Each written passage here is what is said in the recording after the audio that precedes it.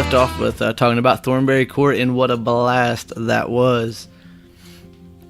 And, now we're going to talk about just the in-between time after Thornberry Court and starting my actual solo career for the first time in indie pop world, or indie rock world, whatever you want to call it. Unsigned acousticness, that's what we'll call it. And anyways, I moved back from Ottawa, Illinois, where I lived up there with Josh and Wes from Thornberry Court. Moved back to my hometown of Whitehall, and decided to continue on with the music thing. Teamed back up with my buddy Dave. He was, like I say, he played drums in the big city I was in. He also plays guitar and bass and maybe more instruments. I'm not sure these days, but at least them three I know for sure.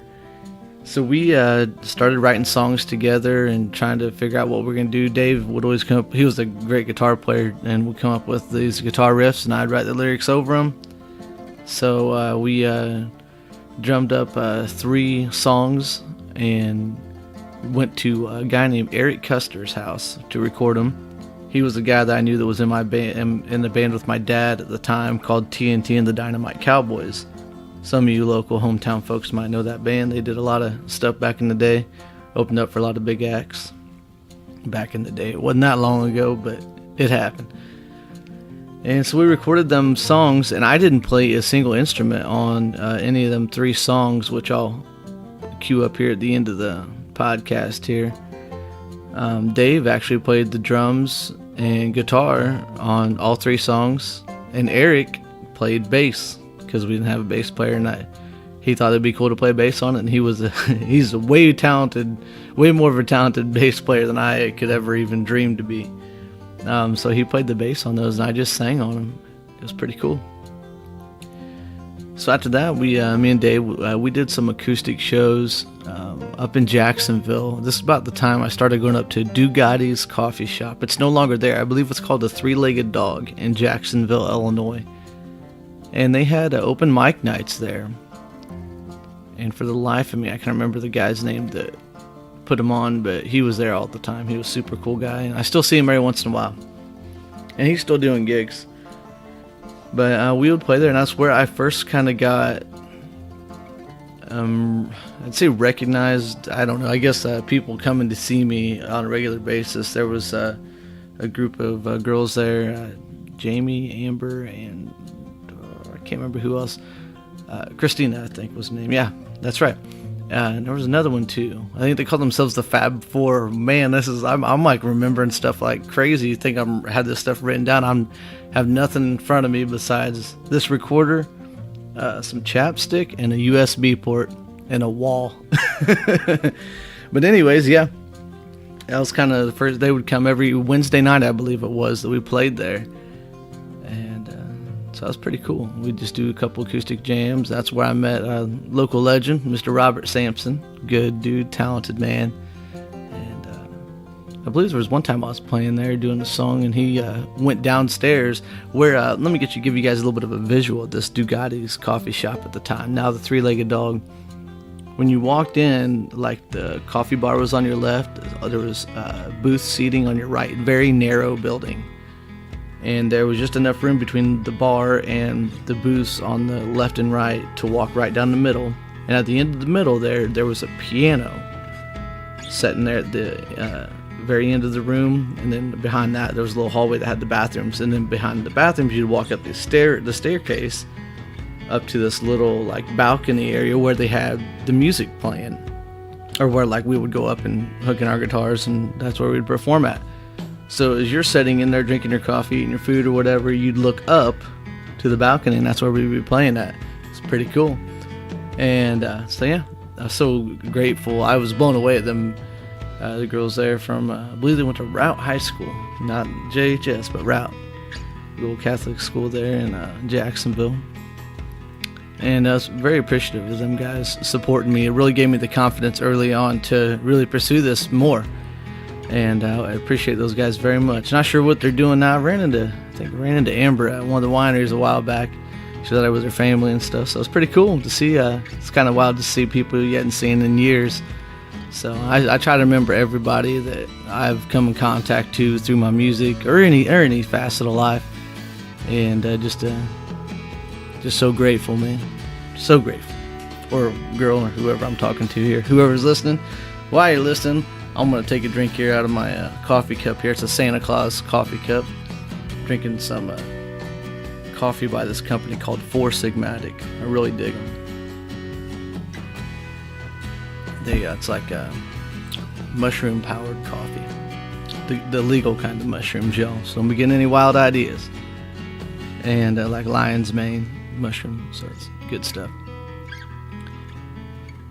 Anyway, so we was playing shows there, Dugatis, and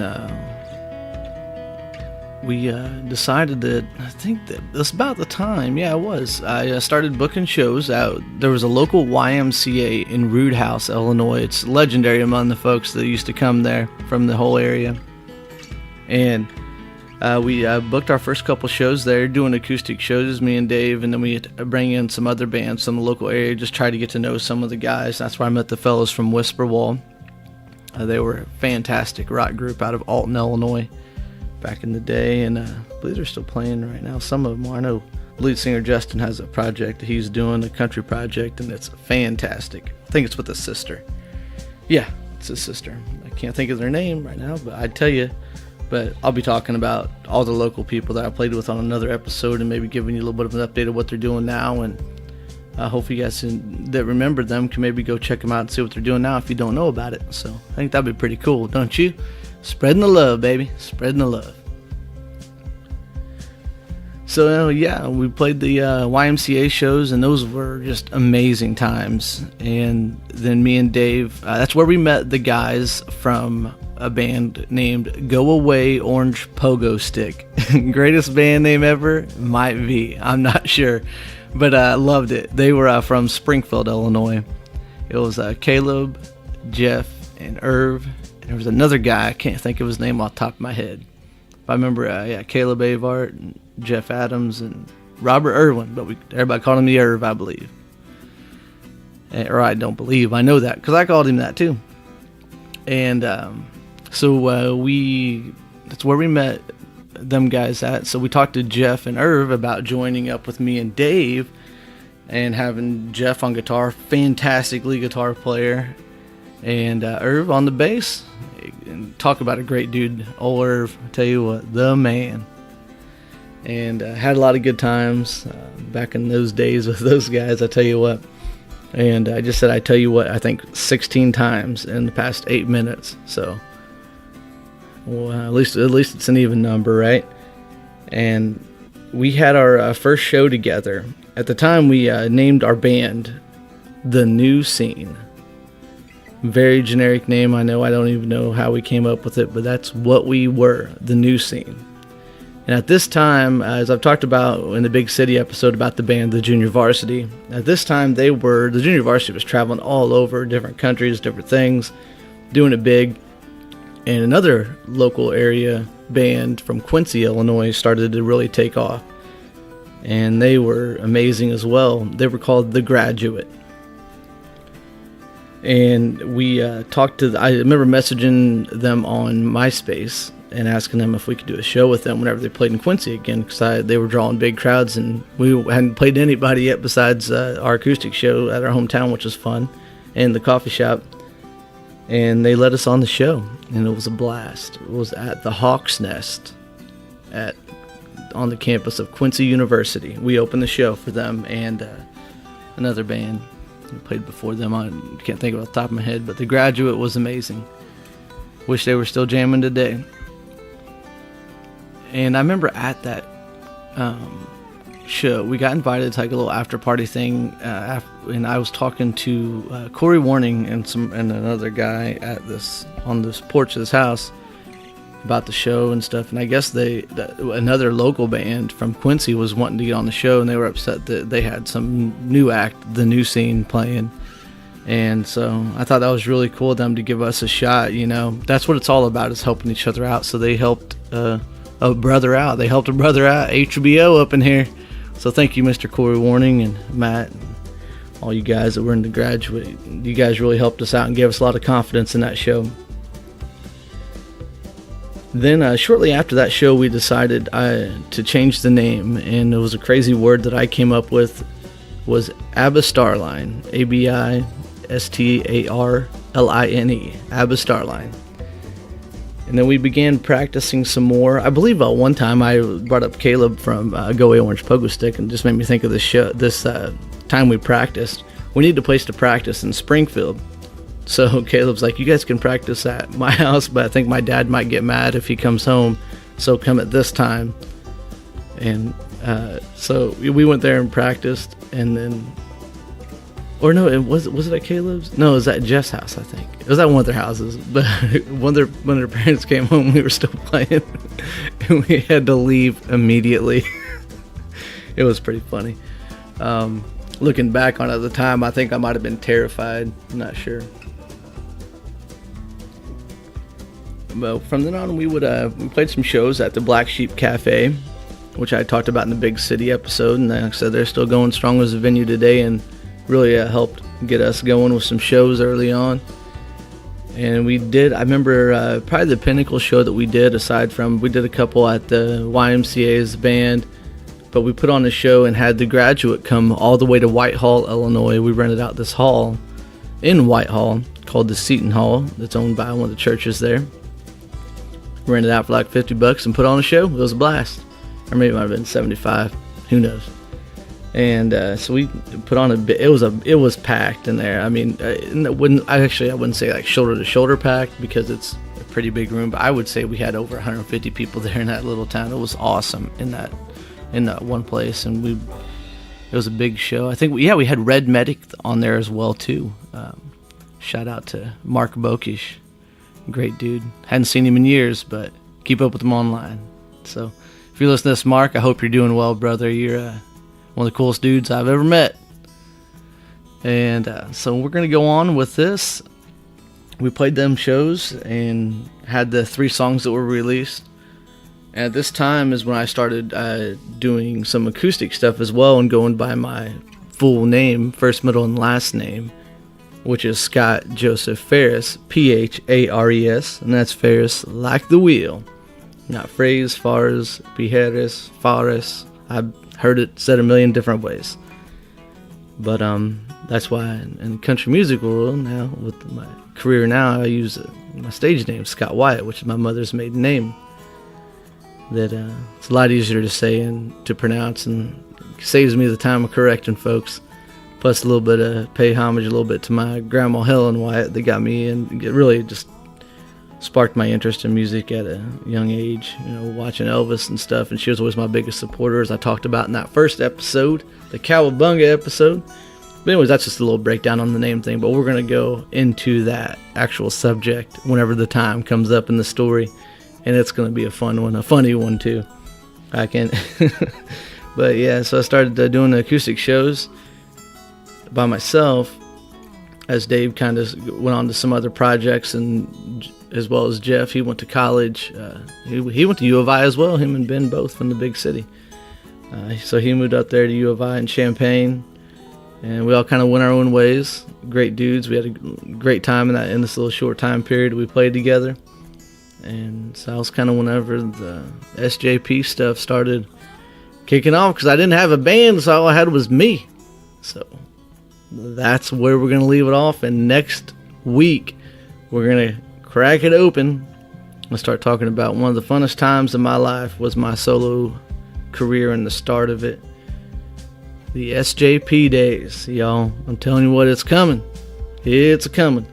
But enjoy these tracks here. I'm going to throw you a little bit of an Abistarline here, of the 3 tracks we recorded and wrote. So anyways, I don't know, hopefully by now, in real time while you're listening to this, hopefully I've landed in Rome, where I'm still flying, sleeping maybe like a baby up in the air above the clouds, and having a blast. Hopefully it's beautiful weather whenever I'm there, so I'm excited. I think it will be. Go and see a bunch of different countries and cities and all sorts of fun stuff. But anyways, hope you're doing well, and I'll catch you on down the road.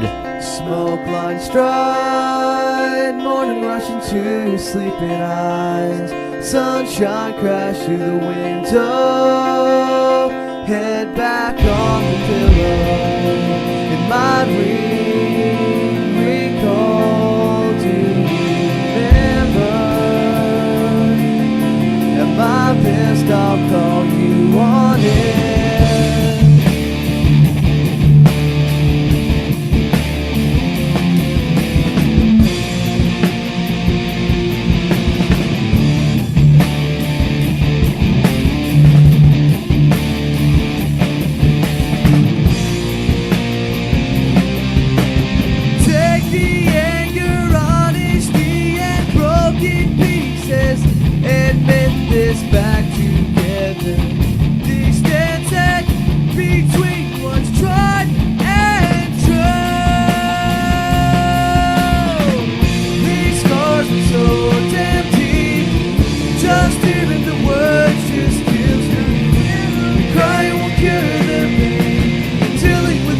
too exotic, I'll let it live inside until the end. 'Cause tonight, the part of you in me died.